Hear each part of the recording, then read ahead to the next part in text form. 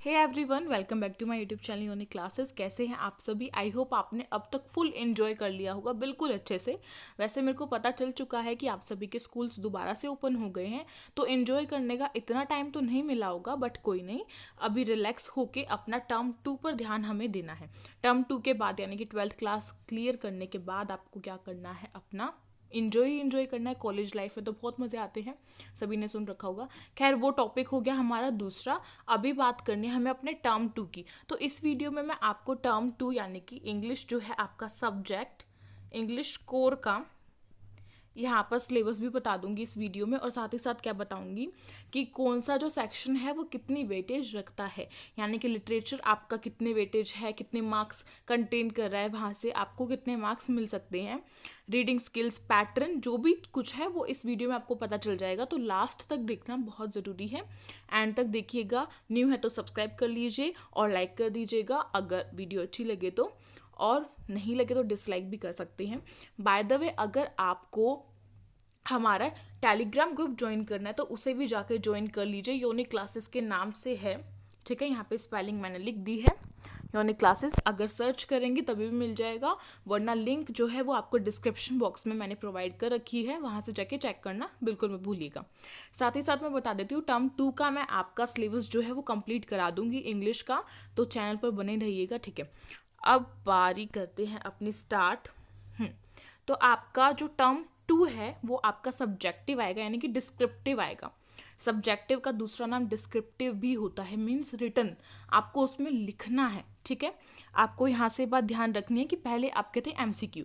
ये सारी जो भी बातें थी वो मैं आपको एक जो स्पेसिफिक वीडियो है उसमें बता चुकी हूँ कि किस तरीके से आपको क्या गलतियाँ नहीं करनी है, किस तरीके से करना है। जो भी कुछ है वो आप उस वीडियो में जाके चेक कर लीजिए, आपको बिल्कुल पता चल जाएगा कि अब की बार हमारा रिटन एग्जाम आएगा सेकेंड टर्म के लिए, ठीक है। तो अब एमसीक्यूज थे, उसमें आपको टाइम कम मिल रहा था। रिटर्न में आपको थोड़ा सा ज़्यादा मिलेगा, लेकिन टाइम इतना भी नहीं होता है कि आप बिल्कुल आराम से सजा सजा के लिखें और बहुत सुंदर लिखें। ऐसा तो नहीं हो सकता ना। जो हम एक अच्छे तरीके से फास्ट स्पीड होनी चाहिए, ठीक है। आप अगर स्टार्टिंग में ऐसा करते हैं ना कि बिल्कुल आराम आराम से लिखते हैं, तो लास्ट तक आपका पेपर जो है वो नहीं हो पाएगा कंप्लीट। आपका पेपर बिल्कुल भी कंप्लीट नहीं हो पाएगा। इसीलिए ध्यान से स्टार्टिंग से ही अपना ये माइंड में रखना है कि हमें अपना पेपर जो है वो लास्ट तक करना है, बिल्कुल कंप्लीट करना है। टाइम मैनेजमेंट जो भी कुछ है वो मैं आपको बता दूंगी किस तरीके से आएगा। आप जितना लिखने की प्रैक्टिस करेंगे उसके अकॉर्डिंगली आपकी जो राइटिंग स्पीड है वो बढ़ती जाएगी। अभी तक आपने लिखने की प्रैक्टिस छूट गई थी, एमसीक्यूज थे, जो भी बातें थी, तो इसीलिए अब आपको दोबारा से लिखने की प्रैक्टिस अपनी करनी है। बात करते हैं आपका जो लिटरेचर है यानी कि टेक्स्ट बुक है जो आपकी, उसके आपके 18 नंबर मिल रहे हैं। यहाँ से 18 नंबर की वेटेज है, 18 मार्क्स, ठीक है। फिर रीडिंग स्किल जो भी आपके अनसीन पैसेज आते हैं वो आपका होगा 14 नंबर का, यानी कि 14। और जो आपका राइटिंग स्किल है यानी कि ग्रामर पोर्शन बोल सकते हैं एक तरीके से, जिसमें हमें लेटर, आर्टिकल, ये कुछ भी होता है जो वो लिखना पड़ता है, तो उसको राइटिंग स्किल बोलते हैं, वो आपका 8 नंबर का आएगा।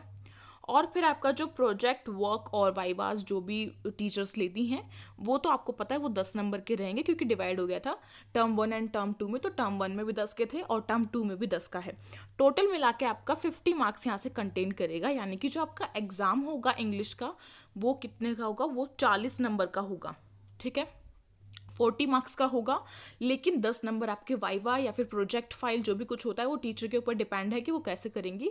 वो आप अपने टीचर से पूछ लीजिएगा या फिर वो आपको बता देंगी, तो उसकी टेंशन नहीं लेनी है। इसको थोड़ा सा भी स्किप कर दो और ऊपर वाले पे ध्यान दो, ठीक है। चलिए, ओके, अब हम अपना जो सिलेबस है उसको एक बार डिस्कस कर लेते हैं। आपका सिलेबस, ओ सॉरी, तो टर्म 1 का खुल गया है, टर्म 2 करना है हमें, ठीक है। टर्म 2 आ गया, हाँ जी। हमें सिलेबस डिस्कस करना है टर्म 2 का। सब्जेक्टिव है, मैं पहले बता चुकी हूँ।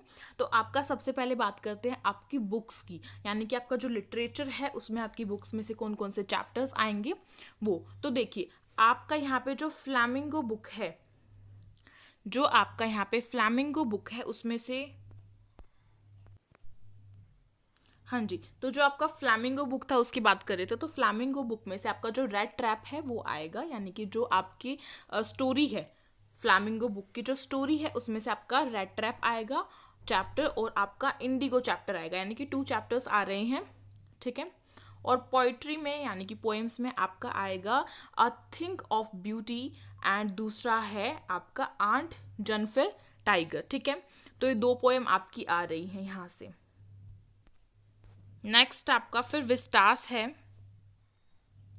विस्टास के भी भाई चैप्टर्स, आपका चैप्टर नंबर 4 आ रहा है, सॉरी 3, 4 एंड 5 आ रहा है। तो विस्टास में से आपके 3 चैप्टर्स आ रहे हैं, इस बात को याद रख लीजिए।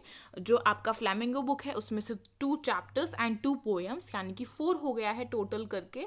और आपका विस्टास से आपका 3 चैप्टर्स आ रहे हैं, तो टोटल कितना हो गया 7। टोटल हमें 7 जो चीज़ें हैं वो करनी है अपनी बुक की। अब बात करते हैं रीडिंग स्किल में। तो आपका अनसीन पैसेज, कॉम्प्रिहेंशन, ये सब बोल देते हैं। तो अनसीन पैसेज है वो आएगा, उसके बाद आपका आएगा अनसीन केस स्टडी बेस्ड, जो क्वेश्चंस हैं वो आ जाएंगे। एंड देन फिर आपका आएगा कंप्लीट ही हो गया फिर रीडिंग वाला सेक्शन। उसके बाद आपका राइटिंग स्किल आ जाता है। राइटिंग स्किल में आपको क्या है, आपको राइटिंग करने के लिए दिया जाएगा, यानी कि कोई इनफॉर्मल या फॉर्मल इनविटेशन कार्ड टाइप देंगे, या फिर दूसरा आपको देंगे क्या चीज़, लेटर टू जॉब या फिर एप्लीकेशन फॉर जॉब या फिर रिपोर्ट राइटिंग। 2 चीज़ों में से कोई एक आ सकती है। तो आपका जो फॉर्मल और इनफॉर्मल है वो आपका 3 नंबर का आ रहा है, और आपका जो लेटर है या फिर एप्लीकेशन फॉर जॉब है या फिर रिपोर्ट राइटिंग वो आपका 5 मार्क्स का आ रहा है, ठीक है। और यहाँ से जो फ्लैमिंगो बुक थी वो आपकी 11 नंबर की है और विस्टास आपकी 7 नंबर की है, ठीक है। ये हो गई बात क्लियर। अब प्रोजेक्ट फाइल का आपकी मैम डिसाइड करेंगी किस तरीके से वो लेंगी।